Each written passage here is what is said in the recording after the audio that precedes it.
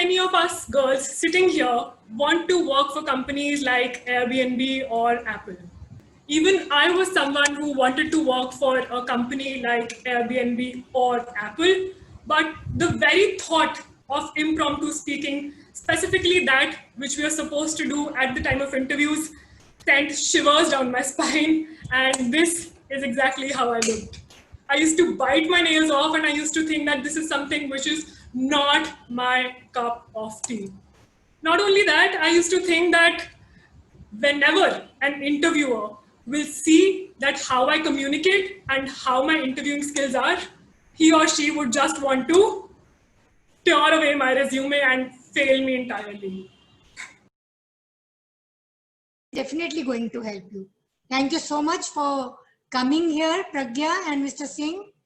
And I hope Pragya will remember her old days in the college, the naughty batch in the college. So we miss you, and we really feel great when we see some of our students doing so well. Good to see you. Yeah, thank you.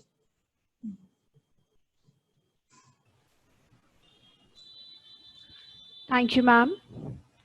On behalf of the Business Economics Department, Gargi College, I would like to express our gratitude to our esteemed guests, Ms. Pragya Gandhi and Mr. Rupinder Singh.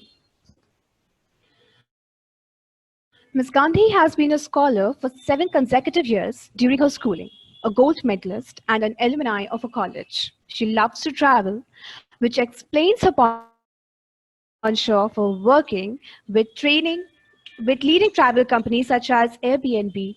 She overcame her introvert nature through her involvement with Toastmasters.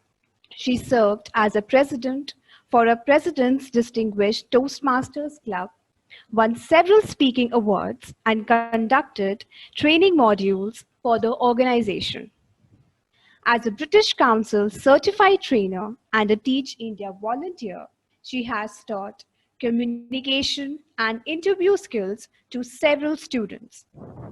As a creative thinker and a fitness enthusiast, she has featured in projects for L'Oreal, Azar, to name just a few. A lifelong learner, Ms. Gandhi seeks to empower and inspire others into becoming their best selves.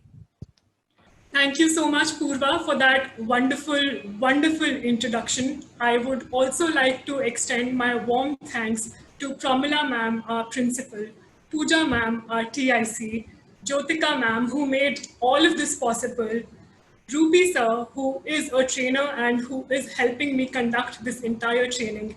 And the biggest thanks that I want to give is to all of you lovely BB students present today. So let's have a huge round of applause for all of us present today. Awesome. I also got to know from very reliable sources, that is Jyotika ma'am, that all of you are not just extremely good at studies, but you are amazing at extracurricular activities as well. And I got to know that most of the trophies lying at Pramila ma'am's office belong to the BB department, and that makes me so proud. Does it make all of you proud as well? Just type yes if that is the case. Yes? Let's keep it very engaged and interactive. Awesome. Awesome. Love the interaction. Love it. So today we are going to be talking about public speaking. More specifically, impromptu speaking. Anyone knows what does impromptu speaking mean?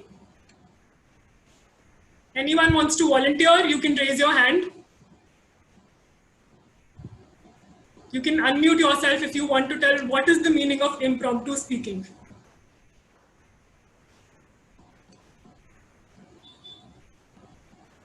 I guess it is speaking on a, I guess it's speaking suddenly on a topic that is we don't know about, but we like just out of sudden, I guess. Very good, Sucheta. And Neeral also answered the same question. Namisha also answered it. Very good. It basically means speaking without any kind of preparation. And that sure is extremely daunting for all of us. It was extremely daunting for me as well, but we have to face the reality that at each and every interview that we have to give in our entire life, we have to speak impromptu. Yes? And that is exactly what this entire session is focused on. Let me tell you about the three main segments of this entire session. In the first segment, we will be giving out to you approaches and strategies which will help you to speak impromptu on any topic given to you. In the second segment, we will actually be giving out very simple topics to all of you to speak on so that we can practice whatever we have learned. So you all will be evaluated on your speeches. In the third and the final segment, there will be a question and an answer round. So whatever questions that you have throughout the entire session, please make a note of them and you can ask them towards the end. Is it clear? Yes? Can I have a yes if that is clear to all of you? Awesome. Let us now dive into the presentation. How many of us girls sitting here want to work for companies like Airbnb or Apple? Can I have a raise of hand?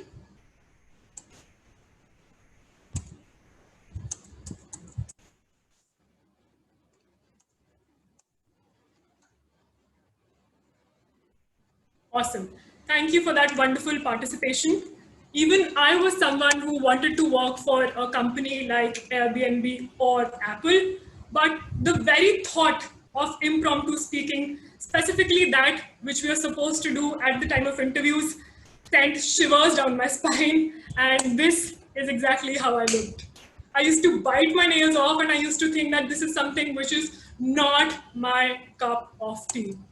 Not only that, I used to think that whenever an interviewer will see that how I communicate and how my interviewing skills are, he or she would just want to tear away my resume and fail me entirely.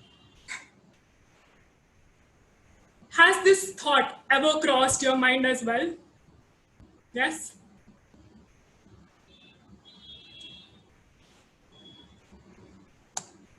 Why does this happen to all of us? This happens because impromptu speaking is not easy. It is not, trust me, even for the most experienced of speakers, it is not easy. Let us dive deeper into why this happens. Let us assume that you guys send a mail to me, that is pragyagandhi21@gmail.com. Now please don't spam me, this is my original email.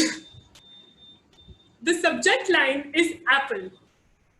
And once I open this mail, I think that I will be getting apples, but I get oranges in the body. There is a very clear mismatch between the subject line and the body.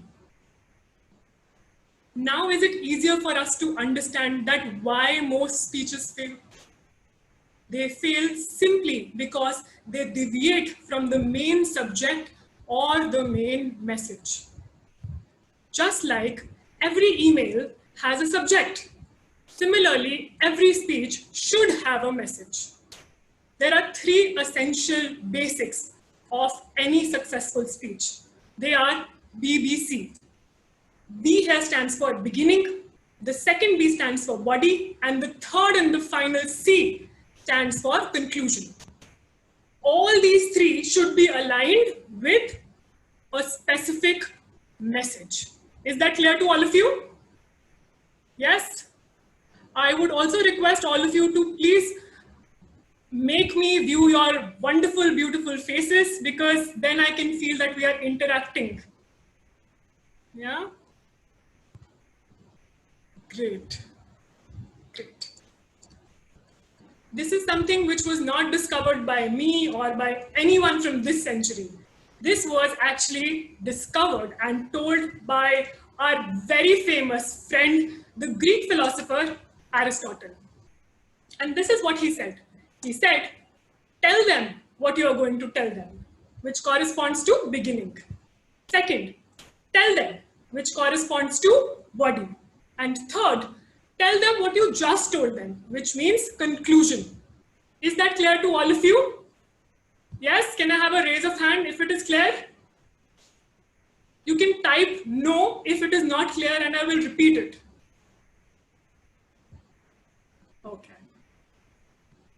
That's great. That's great. Awesome. This is fairly simple, right? The beginning corresponds to what Aristotle said. Similarly, the body and the conclusion, the entire structure corresponds to what Aristotle said. What here can be the mess up? There can be a huge big mess up, and that happens when you do not focus on the main and the core message. When you do not focus on the main message, you send an email to pragyagandhi21@gmail.com with the subject line apple, but you send oranges in that. We know the problem here. Now, what is the solution? The solution does not lie in apples or oranges, but a very tasty cookie known as, what is the name of this cookie? Write it down.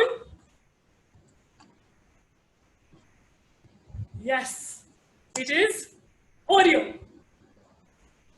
Oreo is actually a technique with which we can handle any and every impromptu topic thrown at us.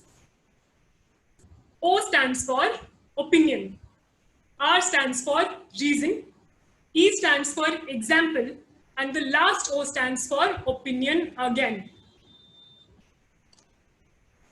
I am still not able to see everyone. I will keep prompting you all to switch on your videos because I do want more audience interaction. Come on, girls, we can do this. Great. Please pay a lot of attention to this particular segment because on the basis of this particular segment, you all will be able to answer any and every impromptu topic thrown at you. This is an example which I'm giving you. My opinion is apple is my favorite fruit. The reason is it is my favorite fruit because I can eat an apple in so many different ways and in so many different manners. For example, I can have an apple in 4 different ways. I can have an apple as a diced fruit, salad sprinkled with a pinch of salt, or as apple juice, or as an apple pie, or just bite into a ripe, juicy apple. So I gave you 4 different ways in which I can have an apple. The final opinion is the conclusion. And what is the conclusion? The conclusion is that, to conclude, apple is my favorite fruit because I can have it in so many different ways. Yes? Here, I gave only one reason, that apple is my favorite fruit because I can have it in so many different ways. And I gave 4 examples. If you want, you can have more reasons. But for every reason, there must be exactly a minimum of 1 example each. Yes? The more examples that you have, your reason will become stronger. Here I gave 1 reason and I gave 4 examples. Yes? I want all of you to ingrain this. If this is something which is not clear, I can repeat it. Do you want me to repeat it? Please type yes if you want me to repeat it. Or if it is clear, that's fine. No? Okay, so it is clear? Clear. Yes. It's clear. All clear. Great, great, great. Let's move on to our next slide. How does the Oreo approach correspond to what our friend Aristotle said centuries ago? He said, opinion, which corresponds to the beginning, which also corresponds to tell them what you're going to tell them. The next one, reason and example correspond to body or tell them. And the third and the final segment, opinion, corresponds to conclusion or tell them what you just told them. Clear? Great. All three of them are to be tied up together with a central main message, which is the subject line of our email.